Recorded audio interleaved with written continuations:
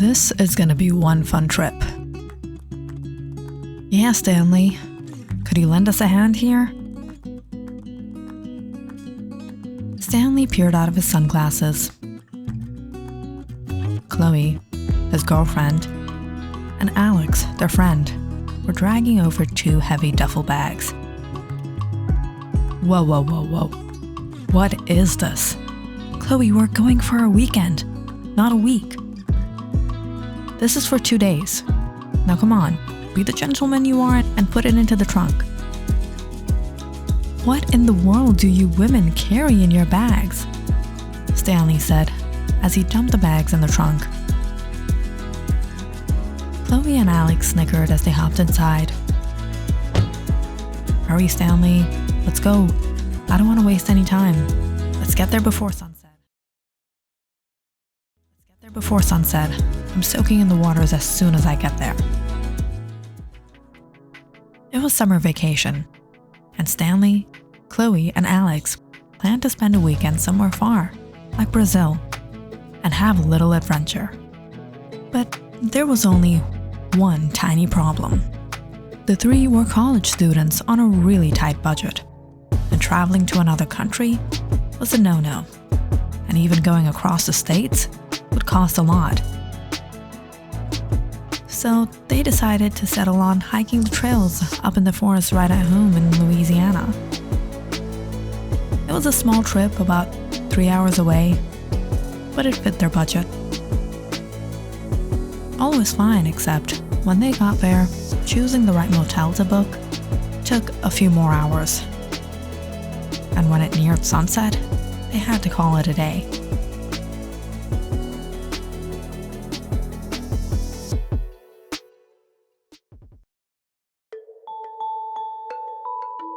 As much as they'd like to stay the 2 days at a nice luxury hotel, they picked out the cheapest, rustiest, dustiest, stingiest motel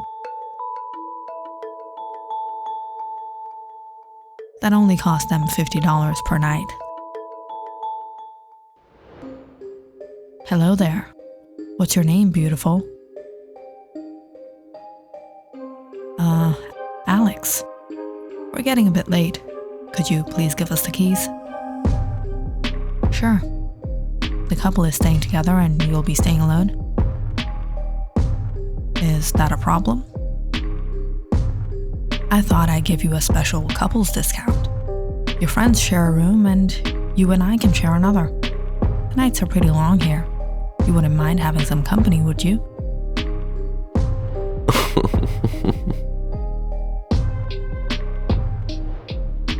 Alex gave her most disturbed and displeased look at the creep behind the reception. That's all right. Thanks. Yeah, she's gonna charge a bit extra for that. Maybe a bit out of your budget. Gross, Stanley. I don't even know what you see in him, Chloe. He's such a jerk. It was a joke, man. Sheesh. You women are so overly emotional. You know, I could help reduce that tension down. We offer special services for relaxing here. No thank you, Alex said harshly, taking the keys off the desk. All right, but let me know if you change your mind. And yes, I should let you all know that the lakeside behind the back of the motel is off limits. What? Why? Are there crocodiles or something? No, there aren't any crocodiles, but we don't have any safety precautions. Yeah. Before the receptionist could finish talking, the friends all headed to their room. That's when they truly came to know. Special services in your dreams. It wasn't just the workers at the motel, but the motel itself was in a horrible condition. The bedsheets were wrinkled and obviously slept in. The guest amenities in the small bathroom were invisible or just wiped clean by the last person who booked the room, and room service was non-existent. The only good part about the stay was the back of the motel, which led out to an opening to the lake. Although it wasn't the main busy tourist area, it was through overgrown weeds, bushes, and forest that would walk out to a secluded portion of the lake that passed behind the motel, or in other words, a shortcut to the water rather than walking all around the park to get to the other side. After barely getting some sleep due to the squeaking mice in the walls, Alex was the first to wake up to the first rays of sun the next morning. She hurried over to her friend's room and knocked on the door. It was only 5 a.m. It was dark out, but it was the perfect time to sit out by the lake and wait for the sun to rise. Alex got out of bed, grabbed her towel, and went across the hall to knock on her friend's door. "Come on, you lazy bums. Let's go." 5 more minutes. "No, right now. You'll regret it later on. Are you gonna spend the 2 days just sleeping here?" Okay, you go, we're coming." Alex shook her head, placing her towel over her shoulder. "Hurry, I'm waiting for you." She took the shortcut out the back and headed to the lake.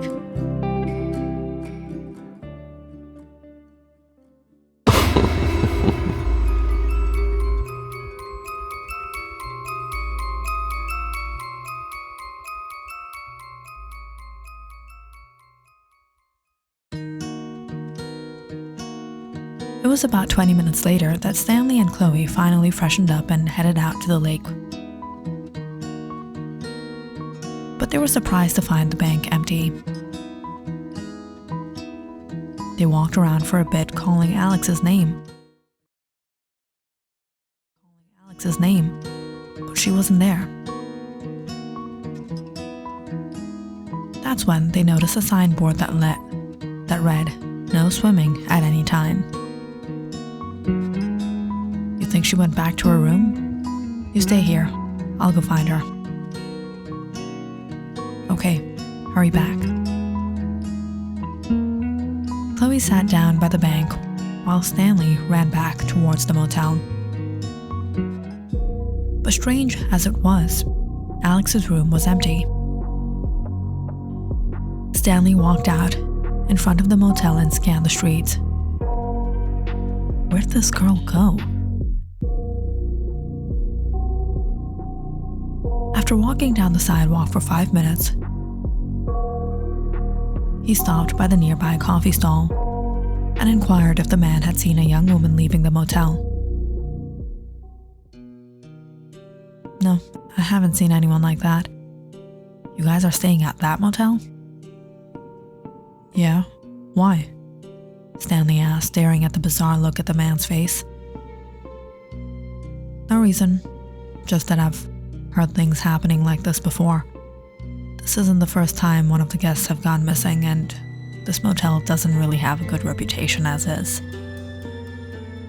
"What do you mean, gone missing?" The man leaned in closer and whispered, "Some years back, a woman who booked into this very motel took her own life, or so that's what police came to conclude. I have my doubts about those men who run the motel. I'm sure you've noticed they're quite peculiar. Maybe they were responsible, maybe they weren't, you never know. You might just want to book into another motel before things get worse." Stanley didn't like hearing what the man had to say. He hoped Alex was alright, just window shopping around here or something. He anxiously walked around the curb, but he couldn't find Alex. He decided to head back inside and get Chloe.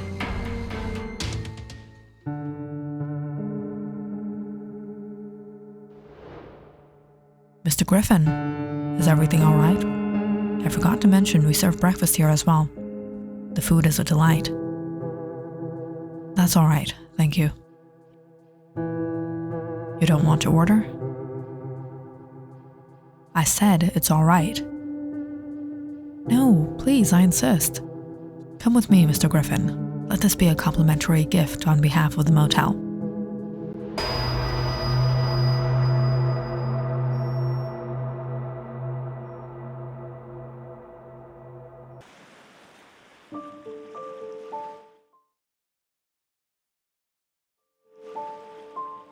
Chloe had been playing in the water for some time after Stanley went back into the motel.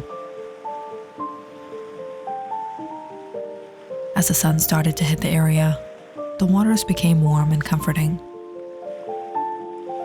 Chloe couldn't resist but take a step inside, inching into the soothing water. She decided to go in for a swim while she waited for Stanley and Alex to join her. She closed her eyes and relaxed, floating in the waters, when suddenly she heard footsteps behind her. She quickly got back up. "Stanley, what took you so long? Come in the water." But when she turned around, she was quite shocked and soon very uncomfortable to see one of the creepy receptionists from the motel. "Looks like you're having fun." Yeah. "Sorry to come ruin that for you, but you see the sign, don't you? You have to get out of the water or else..." "Or else what? The waters are fine. I haven't seen any crocodiles or alligators since I've been here."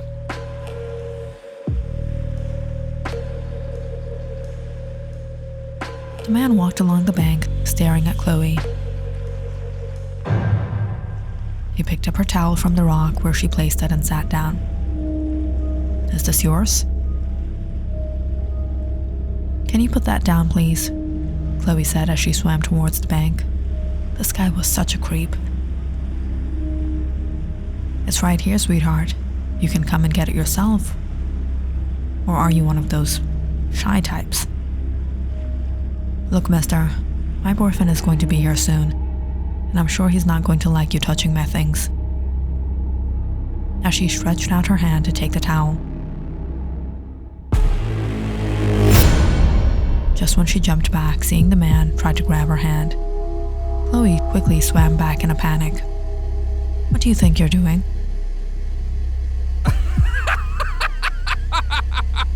The man let out a low laugh. "I don't think your boyfriend is coming here anytime soon." "What? Where is Stanley?" "And as much as I'd like to watch a beautiful woman like you play in the water, it would be better for both you and I. Walk out right now." The man stood up, shuffling through his pocket. He took off his shoes and stepped a little into the water.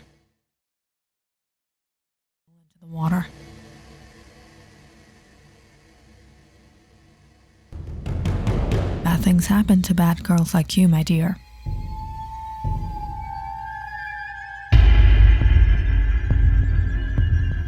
Chloe started to panic, seeing him step into the water. She looked around, her heart beating fast. Where the freak was Stanley?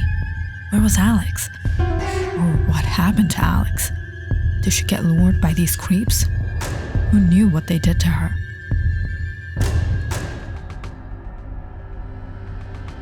Chloe looked toward the other side of the lake.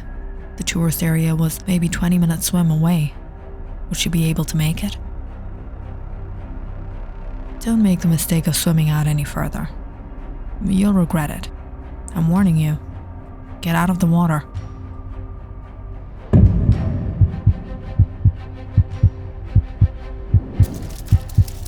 Chloe could hear the man screaming from the bank, but she could care less.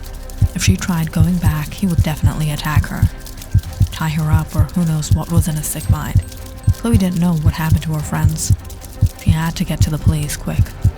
She started to calm down a bit. When she had come far enough from the creep, it would take him a while to reach her now. Chloe stopped and turned back to look.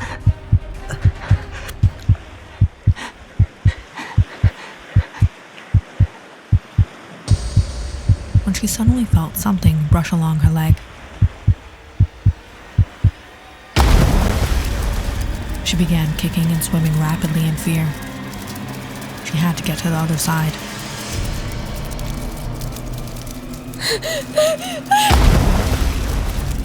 But whatever it was, wouldn't let go. Soon enough, Chloe was pulled under the murky waters.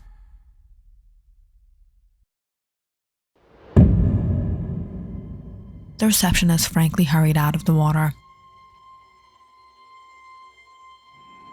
He scanned the area, hoping to see a sign of the young woman, but the waters were eerily silent.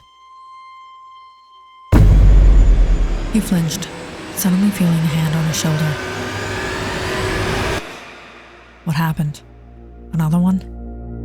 If this keeps on happening, we're gonna get into trouble.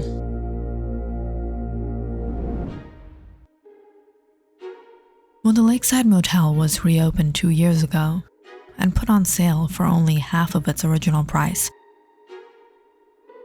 Philip and Jack took the great opportunity and bought this motel. They tried to renovate the property at minimum cost and began running the business. However, they soon realized the cheap sale was too good to be true. Late at night, they woke up to strange cries of a woman from behind the motel. When they went to investigate, they didn't find anyone, nor could they locate where the sounds were coming from.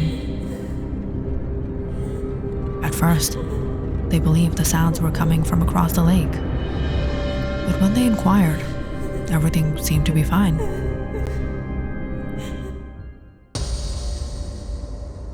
Anxiety soon struck the two men when they began noticing a strange dark figure pacing along the bank in the darkest hours of the night.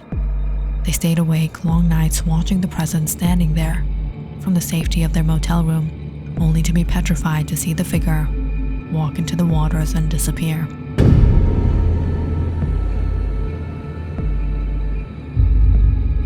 The men were freaked out. They started to believe the waters were haunted, and the cries they heard were coming from nowhere other than beneath the waters. Panicked, they spoke to the locals and realized it wasn't the waters, but the motel itself to blame. It was before the motel had been shut down that there was a woman here who had come on vacation with her fiancé. This is going to be the best surprise. We'll throw a huge party when we return and tell everyone about the marriage. Take it easy, Lucy. Forget about all the worries and enjoy this vacation. We'll handle the marriage paperwork when we get back to the city. What do you mean? I thought we were getting married here. We will, sweetheart. I'm just saying we shouldn't haste making this decision.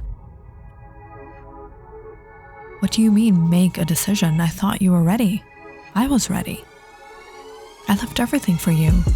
Everyone is waiting for me back home. Things didn't turn out right. When her fiancé stood her up and left her all alone in the middle of this foreign town in Louisiana. The woman was heartbroken. She felt betrayed and humiliated. How could she tell her friends and family what happened in the midst of a panic attack? She took the worst decision one could take, and gave up her life to the waters of the lake.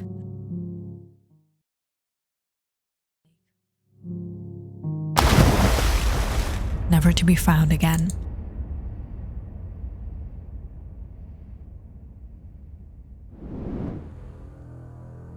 You think it's really her? Her spirit lurks in the water? Shh, someone's gonna hear you. If people know this place is haunted, no one is gonna want to book in here. Business is bad as is. Didn't I tell you not to let them come out here? I stopped the other guy, but how was I supposed to know? She was here too. Well, we lost her. There's no getting her back anymore. Let's go in. And remember, we don't know anything about what happened.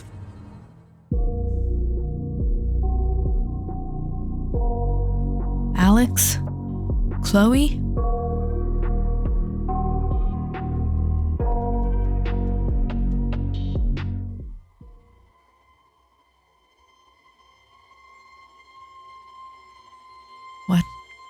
What is that?